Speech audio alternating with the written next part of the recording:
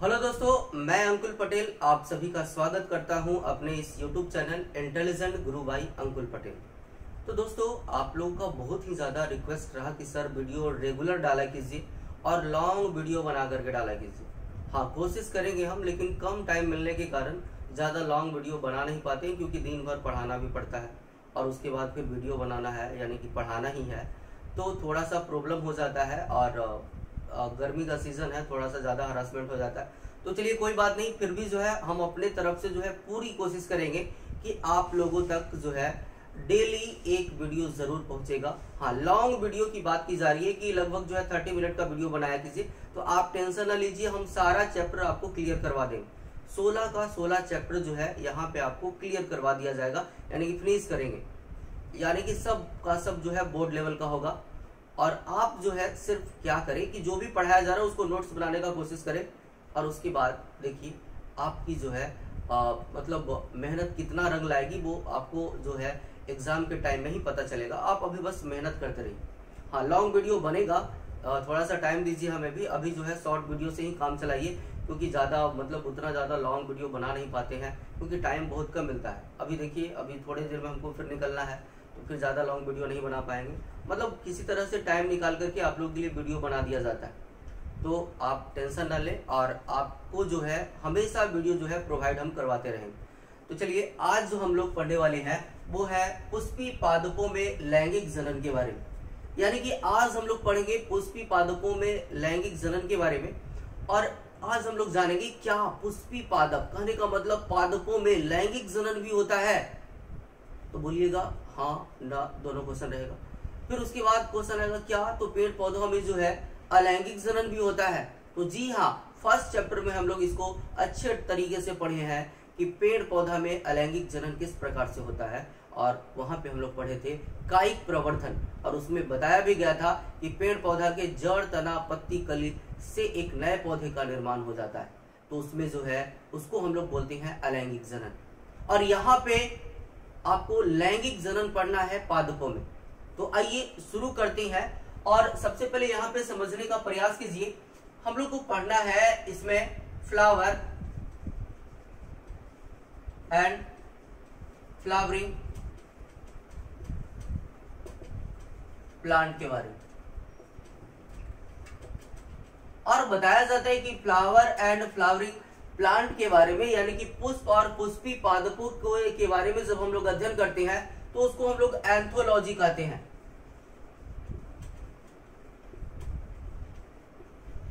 तो ये चीजें याद रखिएगा। कहने का मतलब है कि जब हम लोग पुष्प या पुष्पी पादपों के बारे में अध्ययन करती हैं तो उसे क्या कहा जाता है, एंथोलॉजी कहा जाता है। यानी कि कहीं पे अगर टर्म आ जाता है एंथोलॉजी, कहने का मतलब है कि यहाँ पे पुष्प के स्टडी की चर्चा की जा रही है या पुष्पी पादपों की स्टडी की चर्चा की जा रही है। तो ये चीजें याद रखिएगा। कहने का मतलब है पुष्प यानी कि पुष्पी पादप, पुष्प और पुष्पी पादप जो है ये दोनों के बारे में जो है हम लोग कहाँ अध्ययन करते हैं, एंथोलॉजी में अध्ययन करते हैं। यानी कि पुष्प और पुष्पी पादपों के अध्ययन को हम लोग एंथोलॉजी कहते हैं। अब जो है यहाँ पे हम लोग मेले रूप से पढ़ने वाले हैं क्या, तो पुष्प के बारे में। आखिर पुष्प है क्या, या पुष्प का पहले हम लोग जानेंगे। ये जो फ्लावर है, फ्लावर यानी कि पुष्प, जिसको हम लोग फूल भी बोलते हैं, और संस्कृत में इसको कुसुम भी बोला जाता है, और भी कई नाम से इसको जानते हैं। अभी याद रखिएगा, फ्लावर जो है, ये फ्लावर का निर्माण पेड़ पौधा में होता कैसे, किसके मॉडिफिकेशन के कारण जो है पुष्प का निर्माण हो रहा है। तो याद रखिएगा, पुष्प का निर्माण जो है पेड़ पौधा में किसके मॉडिफिकेशन, किसके रूपांतरण के कारण होता है, मॉडिफाइड सूट। यानी कि पुष्प का जो निर्माण होता है वो मॉडिफाइड सूट के कारण होता है। यानी कि आप बोल सकते हैं प्ररोह तंत्र के या प्ररोह के जो है रूपांतरण से पुष्प का निर्माण होता है।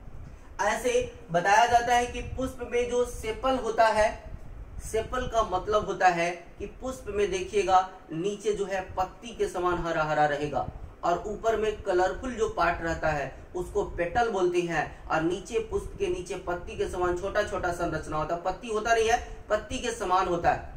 और एक जो रंगीन भाग होता है, जैसे कि आप रोज को ले लीजिए, रोज में जो आपको रेड कलर का पार्ट दिखाई पड़ेगा जितना भी, उसको हम लोग पेटल बोलते हैं। और नीचे में रोज के नीचे देखिएगा ग्रीन कलर का जो है आपका सेपल मौजूद होता है। और इस दोनों का निर्माण जो है लीफ के द्वारा होता है,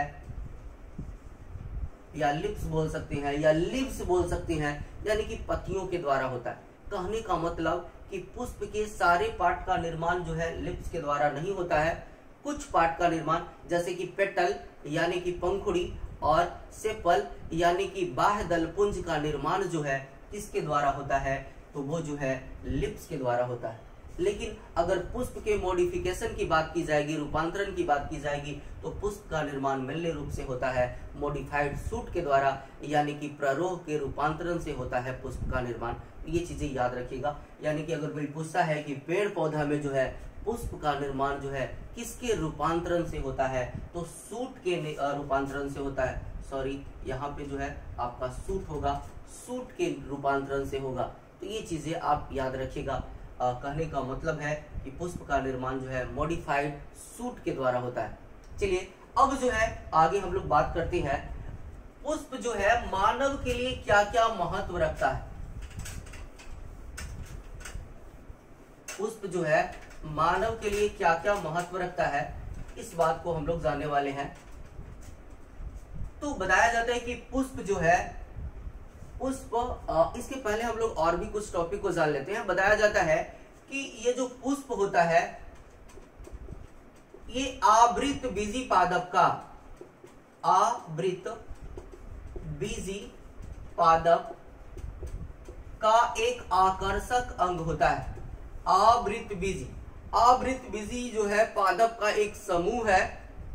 बात समझ गए? आवृत बीजी पादप जो है पादप का एक समूह है, जिसमें बताया जाता है कि पुष्पी पादपों को रखा जाता है, यानी कि वैसा पादप जिसमें पुष्प लगते हैं उसको हम लोग आवृत बीजी पादप कहते हैं।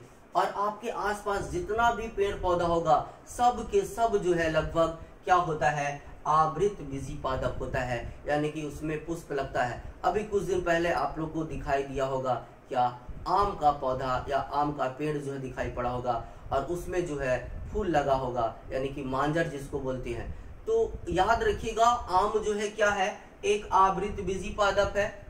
उसी प्रकार से आप कोई भी पौधा ले लीजिए जिसमें पुष्प लगता है, जामुन ले लीजिए, बेर ले लीजिए, लीची ले लीजिए, सब में पुष्प लगता है। और ये सब के सब जो है क्या है, आवृत बीजी पादप है।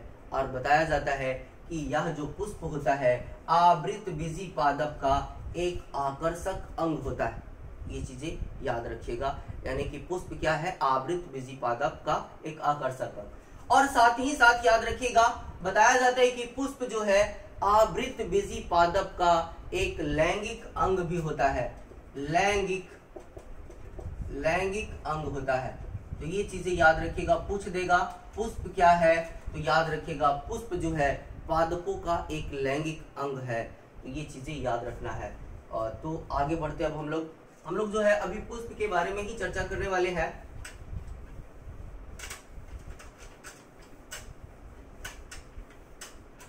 अब ध्यान दीजिएगा, अब बात यहाँ पर ये आती है कि पुष्प जो है मानव के लिए क्या क्या महत्व रखता है। पुष्प मानव के लिए क्या क्या महत्व रखता है, इन चीजों को हम लोग समझते हैं। तो याद रखिएगा पुष्प जो है मानव के लिए जो है प्राचीन काल से ही महत्व रखते आ रहा है। और क्या क्या महत्व रखता है, तो यह जो है सौंदर्य के विषय में महत्व रखता है। और किसके विषय में, तो आभूषणात्मक रूप में, आभूषणात्मक। और क्या चीज होगा, तो याद रखिएगा सामाजिक, कोई भी सामाजिक कार्यक्रम होगा, धार्मिक, आर्थिक, सजावट,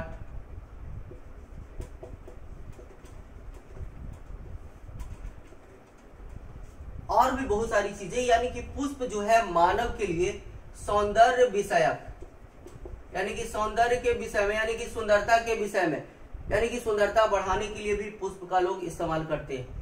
आभूषणात्मक, आभूषण के रूप में, यानी कोई फूल के माला पहन लिया, कोई बाल में लगा लिया, तो समझ लीजिए कि वो जो है आभूषण के रूप में पुष्प का इस्तेमाल कर रहा है। तो आभूषण के रूप में भी पुष्प जो है मानव के लिए महत्व रखता है। सामाजिक, कोई भी सामाजिक कार्यक्रम होगा तो उसमें फूल के द्वारा जो है किसी का स्वागत किया जाता है या किसी चीज का उद्घाटन किया जाता है। धार्मिक, यानी कि पूजा पाठ जो है बताया जाता है कि बिना जो है पुष्प के होबे नहीं करेगा। तो पुष्प जो है धार्मिक रूप से भी महत्व रखता है मानव के लिए। आर्थिक, बहुत सारे लोग जो है पुष्प का ही व्यापार करते हैं और उसी से जो है अपना आर्थिक मतलब इनकम कमाते हैं, यानी कि पैसा का इनकम जो है उनका जो है पुष्प है, यानी कि पुष्प को बेच करके ही वो पैसा कमाते हैं, यानी कि आर्थिक रूप से भी ये मानव के लिए महत्व रखता है। और साथ ही साथ सजावट, यानी कि कोई चीज को डेकोरेशन करना है, सजाना है, तो उसके लिए पुष्प की जरूरत बहुत ही ज्यादा होती है।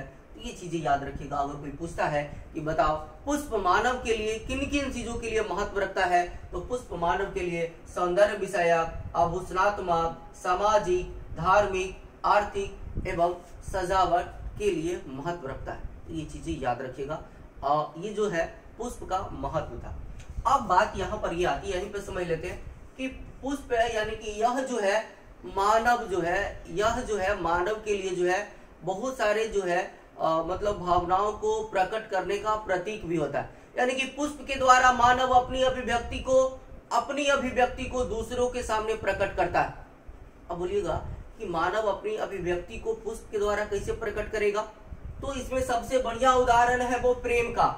अगर कोई व्यक्ति किसी से प्रेम करता है, कोई जरूरी नहीं है गर्लफ्रेंड और बॉयफ्रेंड होगा, इसमें जो है आप मम्मी पापा को भी ले सकते हैं, यानी कि आप अगर मम्मी पापा से बहुत ज्यादा प्रेम करते हैं तो उनको फूल दे सकते हैं, या कोई भी ऐसे हैं तो उनको फूल दे करके आप इजहार कर सकते हैं कि हम आपसे बहुत ही ज्यादा प्यार करते हैं, यानी कि प्रेम करते हैं। तो प्रेम का यहाँ पे अर्थ आप लोग गलत ना निकालें। और बताया जाता है कि अगर कोई किसी को पुष्प दे रहा है, कहने का मतलब वो जो है क्या कर रहा है, उसको खुशी हो रहा है मिल करके उस व्यक्ति से। तो ये चीजें याद रखिएगा। तो प्रेम का भी प्रतीक है पुष्प। अब कोई जीत करके आया, कोई चीज, कोई गोल्ड मेडल जीत के आया, कोई वर्ल्ड कप जीत करके आया, तब उसको हम लोग फूलों की माला से एकदम जो है पूरा जो है ढक देते हैं और लगता है एकदम फूल ही फूल उसके गले में भरा हुआ रहता, फूल का माला ही खा ले। तो याद रखिएगा ये पुष्प जो है जीत का भी प्रतीक हो गया। उसी प्रकार से अगर कोई ज्यादा खुश हो गया तो उस जो है क्या करेगा, उसको एकदम पूरा उसको भी माला पहना देगा।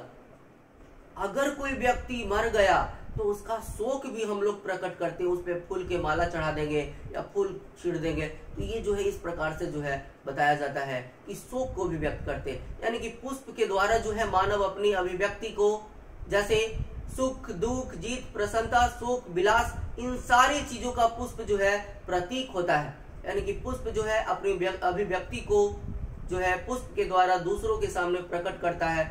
और यह पुष्प जो है बताया जाता है कि प्रेम, अनुराग, प्रसन्नता, जीत, इन सारी चीजों का क्या होता है, तो प्रतीक होता है। तो ये चीजें आप याद रखिएगा। अगले क्लास में जो है हम लोग पढ़ने वाले हैं फ्लावर के बारे में। फ्लावर कितने प्रकार के होते हैं और इसमें खास करके हम लोग पढ़ेंगे द्विलिंगी पुष्प के बारे में, और पूरा चैप्टर में पढ़ना है द्विलिंगी पुष्प के बारे में। तो आज के लिए बस इतना ही, फिर मिलते हैं नेक्स्ट वीडियो में। और चैनल को सब्सक्राइब करना ना भूलें, और जल्दी से जल्दी आप लोग सब्सक्राइब 1000 पूरा करवाइए, तो और जो है घंटा नहीं हम 2-2 घंटा का वीडियो लेकर के आएंगे। तो एकदम हमारे तरफ से जो है आप लोग का फुल सपोर्ट है। आप जितना पढ़ना चाहते हैं उतना पढ़ाएंगे। आप लोग तैयारी में बस लगे रहिए।